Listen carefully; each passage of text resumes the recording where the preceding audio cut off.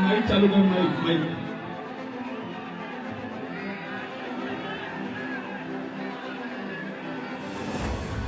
भारत माता की, भारत माता की, भारत माता की। वंदे वंदे वंदे। भारतीय जनता पार्टी सूरत महानगर के अध्यक्ष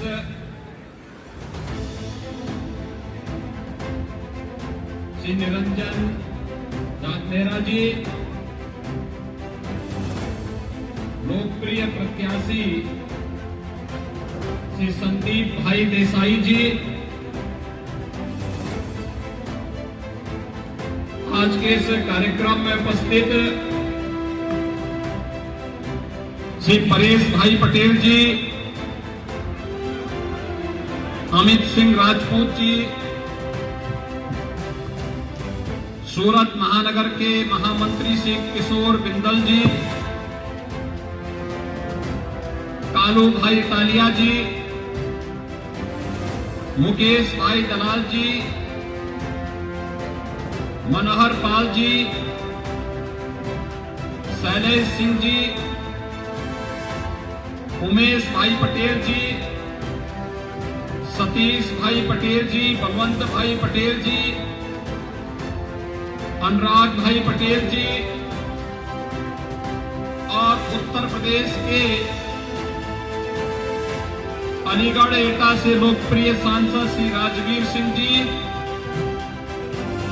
देवरिया से विधायक उत्तर प्रदेश विधानसभा के सदस्य श्री सलभमणि त्रिपाठी जी, लोकप्रिय सांसद और मुंबई के पूर्व पुलिस कमिश्नर श्री सत्यपाल सिंह जी, भारी संख्या में आज की इस चुनावी सभा के कार्यक्रम में उपस्थित इस विधानसभा क्षेत्र से जुड़े हुए सभी उपस्थित भाइयों बहनों, मैं गुजरात के आर्थिक राजधानी कही जाने वाली सूरत की इस धरती को नमन करते हुए आप सभी का हृदय से अभिनंदन करता हूं।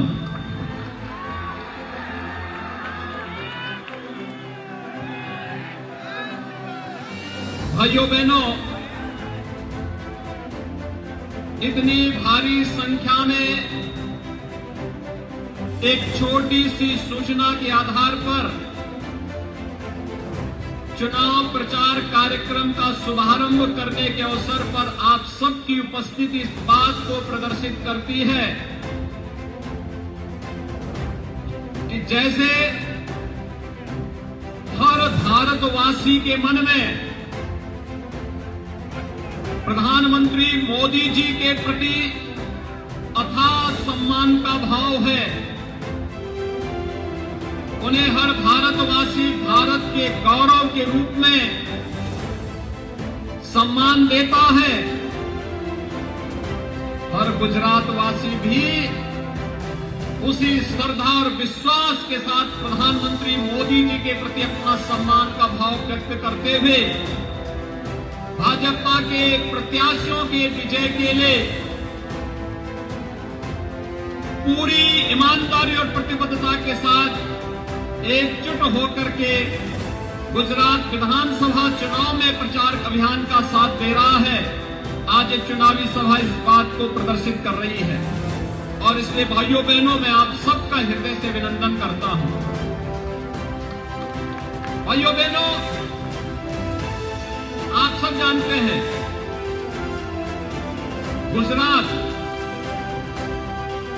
गुजरात तो वैसे भी देश का गौरव है। जब देश की आजादी की लड़ाई को आगे बढ़ाना था,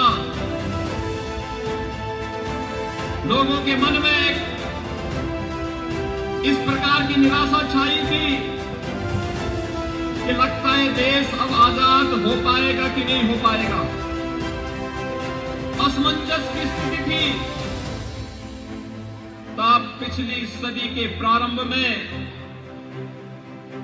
राष्ट्रपिता महात्मा गांधी जी का नेतृत्व देशवासियों को प्राप्त हुआ था। गुजरात की माटी ही उनकी जन्मभूमि थी और गुजरात की माटी ने ही देश को नेतृत्व दिया। राष्ट्रपिता महात्मा गांधी के रूप में जिन्होंने देश की आजादी के आंदोलन को एक नई ऊंचाइयां प्रदान की और भारत 1947 में जिसके परिणाम स्वरूप स्वतंत्र होता है। स्वतंत्र भारत में भारत की व्यवस्था कैसे होनी चाहिए? अंग्रेज चाहते थे भारत टुकड़े टुकड़ों में बढ़ जाए, लेकिन इसी माटी के सपूत सरदार वल्लभ भाई पटेल ने अपनी दूरदर्शिता, दृढ़ इच्छा शक्ति के बल पर 563 से अधिक रियासतों को एकजुट करके वर्तमान भारतीय गणराज्य को एक मजबूती प्रदान करके एकात्मता के सूत्र में बांधने का कार्य किया था। यह धरती गौरव की अनुभूति करती है दुनिया के सबसे लोकप्रिय नेता के रूप में प्रधानमंत्री मोदी जी के यशस्वी नेतृत्व पर। भाइयों बहनों, हम सब जान रहे हैं आज पूरी दुनिया के अंदर सबसे लोकप्रिय राजनेता के रूप में, सबसे दूरदर्शी नेता के रूप में अगर कोई एक व्यक्तित्व वर्तमान में जाना जा रहा है तो वह इसी गुजरात की धरती के सपूत हैं, भारत के यशस्वी प्रधानमंत्री श्री नरेंद्र मोदी जी। हर भारतवासी उन पर गौरव की अनुभूति करता है और मोदी जी के नेतृत्व में आज जिस भाव के साथ भारत आगे बढ़ रहा है, आपने 3 दिन पहले इंडोनेशिया के बाली में प्रधानमंत्री मोदी जी के हाथों में दुनिया के 20 ताकतवर देशों का G20 के नेतृत्व को प्राप्त करते हुए देखा होगा। हर भारतवासी गौरव की अनुभूति कर रहा है कि पहली बार G20 का नेतृत्व भारत के पास आया है। भाइयों बहनों, दुनिया के वे सभी ताकतवर 20 ताकतवर देश हैं जिन 20 ताकतवर देशों के पास दुनिया का 80% संसाधन है और उसका नेतृत्व अगले 1 वर्ष के अंदर भारत करेगा। प्रधानमंत्री मोदी जी के मार्गदर्शन और नेतृत्व में दुनिया की पूरी रणनीति तय होगी। हर भारतवासी गौरव की अनुभूति करता है। भाइयों बहनों, हम लोगों ने आजादी के आंदोलन को नहीं देखा। 15 अगस्त 1947 को जब देश स्वतंत्र हुआ था तो हम लोगों ने इस देश की आजादी के जश्न को नहीं देखा और कांग्रेस की जो फितरत थी वह आजादी के या किसी भी उत्सव में देशवासियों को कभी साथ लेकर के नहीं चली है। लेकिन जब आजादी का 75 वर्ष पूरा हुआ, आजादी के अमृत महोत्सव के कार्यक्रम के साथ प्रधानमंत्री मोदी जी ने पूरे देशवासियों को जोड़ने का काम किया। हर घर तिरंगा लगा करके हर भारतीय के मन में राष्ट्रीयता का भाव पैदा करने का कार्य भी प्रधानमंत्री मोदी जी ने किया है। हर भारतवासी गौरव की अनुभूति कर सके अपनी देश की आजादी के अमृत महोत्सव पर। यह गौरव की अनुभूति भी कराया है प्रधानमंत्री मोदी जी ने। और भाइयों बहनों, मैं यही कहने के लिए आया हूं कि जो कार्य कभी नहीं हुआ, आप याद करिए 2019 में एक स्लोगन दिया था भारतीय जनता पार्टी ने कि मोदी है तो मुमकिन है। और भाइयों बहनों, आपने देखा होगा केवल यह एक स्लोगन नहीं था, एक वास्तविकता भी थी। जो काम 500 वर्षों में नहीं हो पाया, जो कार्य कांग्रेस 55 वर्षों में नहीं कर पाई, अयोध्या में भगवान श्री राम के भव्य मंदिर के निर्माण के इस कार्यक्रम को प्रधानमंत्री मोदी जी ने दृढ़ इच्छा शक्ति और अपनी दूरदर्शिता के कारण सारी समस्याओं का समाधान करते हुए 5 अगस्त 2020 को स्वयं अयोध्या करके भगवान राम के भव्य मंदिर निर्माण कार्यक्रम का शुभारंभ भी कर दिया। अयोध्या में भगवान राम का भव्य मंदिर का निर्माण भी हो रहा है। और मैं आपका आभारी हूं कि सूरत के वस्त्र व्यापारियों ने, अग्रवाल समाज के लोगों ने अयोध्या में राम मंदिर के लिए सबसे पहले डोनेशन भी भेजा था निर्माण के लिए। भाइयों बहनों, 2023 के अंत तक जब अयोध्या में भगवान राम का भव्य मंदिर का निर्माण होगा और रामलला अपने मंदिर में विराजमान होंगे, तो अयोध्या में भगवान राम का भव्य मंदिर भारत का राष्ट्र गौरव का प्रतीक बनेगा। इसमें कोई संदेह नहीं होना चाहिए।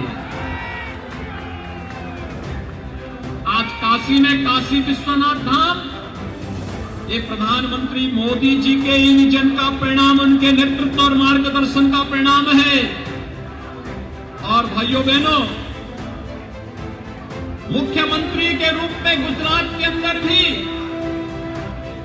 जिस प्रकार के कार्यक्रम हुए, भगवान सोमनाथ मंदिर के पुनरुद्धार के साथ भी भव्य परिसर के निर्माण का कार्यक्रम हो, द्वारिका धाम को भव्य स्वरूप देने का कार्यक्रम हो, उत्तराखंड के केदारनाथपुरी और बद्रीनाथ धाम को भव्य स्वरूप प्रदान करने का हो, या फिर उज्जैन के महाकाल को महालोक के रूप में दुनिया के सामने प्रस्तुत करने का कार्यक्रम हो, ये प्रधानमंत्री मोदी जी के विजन और उनका मार्गदर्शन और नेतृत्व की ही क्षमता को प्रदर्शित करता है।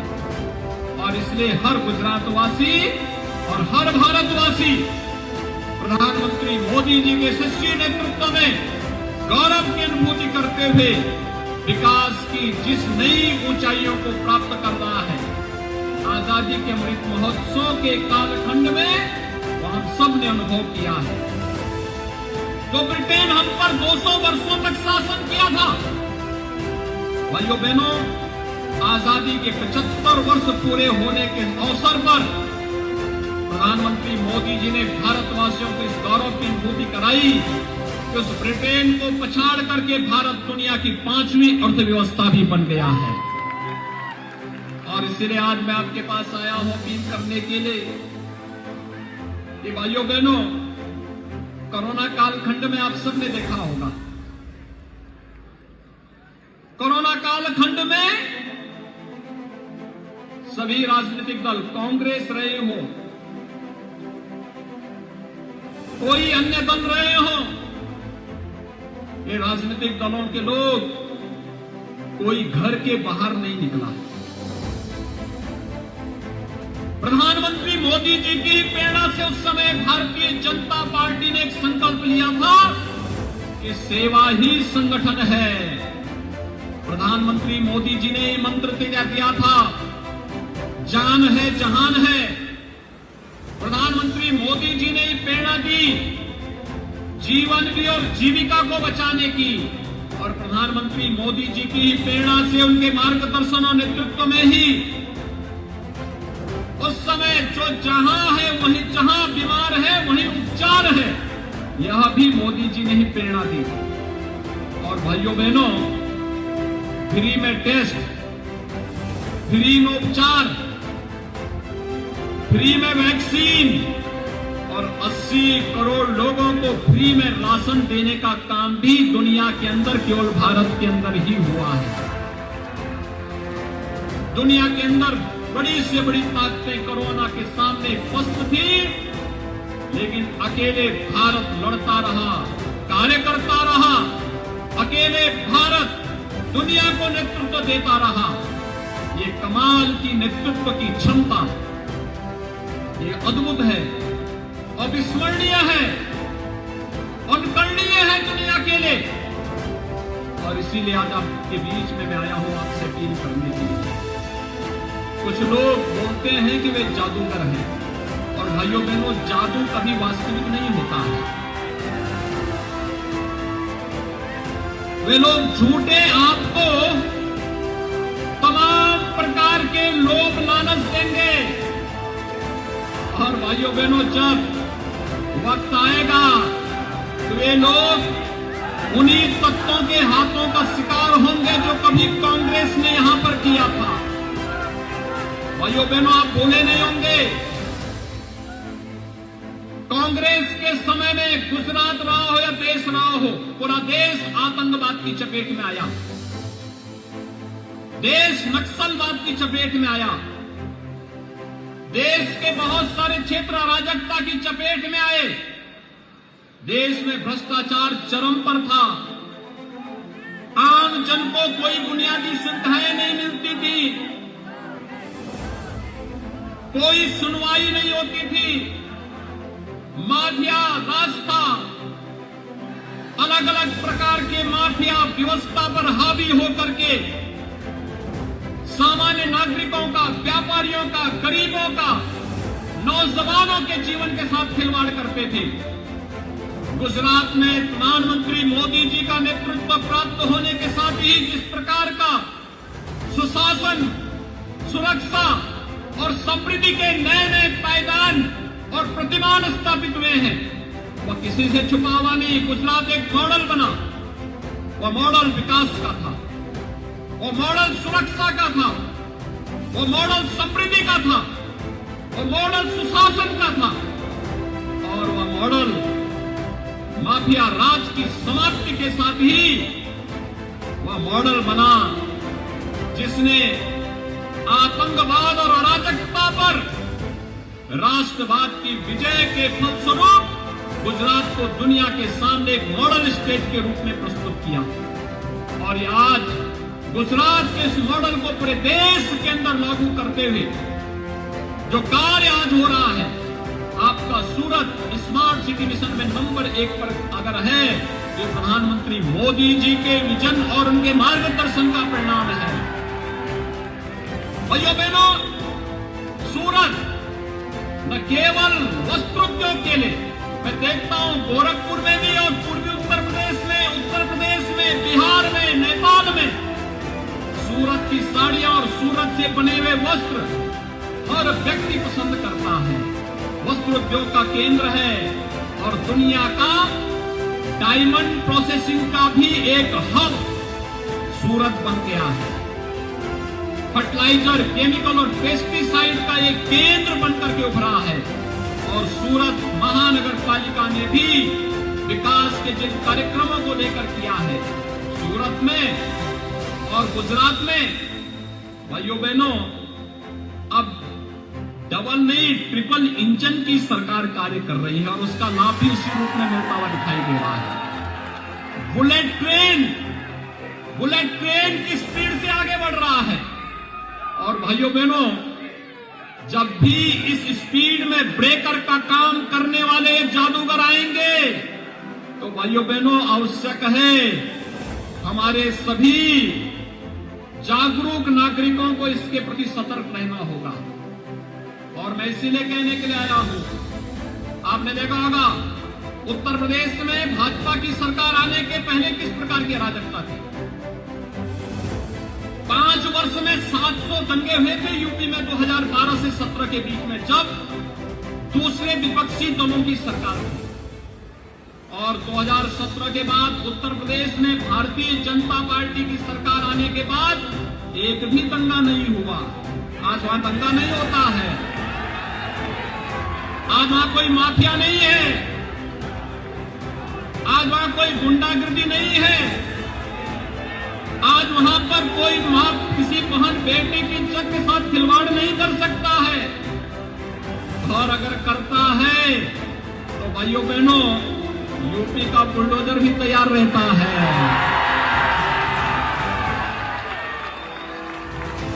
और केवल इंफ्रास्ट्रक्चर का ही निर्माण नहीं करता है, माफिया की काली कमाई पर भी उसी स्पीड के साथ चढ़ता है जिस स्पीड से सड़क बनाने का काम करता है, एयरपोर्ट का निर्माण का कार्य करता है। और इसीलिए आप सबसे मैं अपील करने के लिए आया हूं। भारतीय जनता पार्टी ने आज गुजरात के अंदर जिस प्रकार के कार्यक्रमों को आगे बढ़ाया है, प्रधानमंत्री मोदी जी का नेतृत्व है, भूपेंद्र भाई पटेल का गुजरात के अंदर नेतृत्व है, हेमाली बेन गोदावाला यहां की महापौर के रूप में कार्य कर रही हैं, उनके साथ भाजपा के पार्षद और पूरा यहां का सदन विकास के कार्यक्रमों के साथ जुड़ा हुआ है। ट्रिपल इंजन बुलेट ट्रेन की तर्ज पर विकास की प्रक्रिया को आगे बढ़ा सके, इससे आवश्यक है कि यह लगातार इसी रूप में आगे बढ़ना चाहिए। भाइयों बहनों, मैं आपसे पूछना चाहता हूं, आतंकवाद की जड़ कश्मीर में धारा 370 कांग्रेस की देन थी। क्या कांग्रेस कश्मीर में धारा 370 को हटा पाती? आपको लगता है आम आदमी पार्टी हटा पाएगी? और क्या अयोध्या में राम मंदिर का निर्माण ये लोग कर पाते? क्या ये लोग सुरक्षा देने में सफल हैं? भाइयों बहनों, न ये सुरक्षा दे सकते हैं, न ये लोग देश को समृद्धि दे सकते हैं, न नौजवानों को रोजगार ही दे सकते हैं, न ये लोग इंफ्रास्ट्रक्चर डेवलपमेंट में कोई कार्य ही कर सकते हैं, और न आपकी आस्था को सम्मान ही दे सकते हैं। तो फिर इनको चुनना ही क्यों है? और इसीलिए तो आपसे कहने के लिए आया हूं, भारतीय जनता पार्टी ने से संदीप भाई देसाई को अपना प्रत्याशी बना करके आपके बीच में उतारा है। संदीप भाई देसाई को चुनाव जिता करके भेजेंगे ना? सभी लोग, सभी तैयार हैं? भाइयों बहनों, सभी लोग तैयार हैं? एक कर्मठ और पुराना कार्यकर्ता कैसे भारतीय जनता पार्टी अपने एक एक कार्यकर्ता के सम्मान को आगे बढ़ाने का कार्य करती है। बूथ स्तर का कार्यकर्ता शीर्ष पदों पर जा सकता है, और यह भारतीय जनता पार्टी ही कर सकती है। यह परिवारवादी पार्टी नहीं, ये जातिवादी पार्टी नहीं, यह राष्ट्रवादी पार्टी है, पूरे देश को परिवार मानने वाली पार्टी है। और इसीलिए भाइयों बहनों, मैं आज आपके बीच आया हूं। संदीप भाई देसाई भारतीय जनता पार्टी के प्रत्याशी के रूप में आपके बीच में इस 84 विधानसभा सीट पर कमल चुनाव चिन्ह के साथ आपके बीच उपस्थित हुए हैं। कमल चुनाव चिन्ह पर आप सभी लोग वोट देंगे। भाइयों बहनों, एक जिम्मेदारी आप सबके ऊपर, पिछली बार भी मैं आया था इस विधानसभा सीट में, और मैं आपका आभारी हूं कि आपने कमल चुनाव चिन्ह को तब भी अपना समर्थन और अपना आशीर्वाद दिया था। और मेरी आप सबसे अपील है, पिछली बार से भी 1.5 गुना से अधिक वोटों से संदीप भाई जीते, इसके लिए आप सब तैयार है ना? और ये तभी हो पाएगा जब आप में से हर मतदाता, हर भाई बहन स्वयं संदीप भाई देसाई बनकर के घर घर मतदान करने के लिए लोगों को प्रेरित कर सके। सब लोग तैयार हैं? सभी तैयार हैं? जहां तक मेरी आवाज जा रही है, दोनों हाथ उठा करके थोड़ा बोलिए, मुझे आश्वस्त करिए। सभी लोग तैयार हैं? तो फिर मेरे साथ बोलेंगे, भारत माता की, भारत माता की, भारत माता की जय श्री राम, जय जय श्री राम, जय जय श्री राम।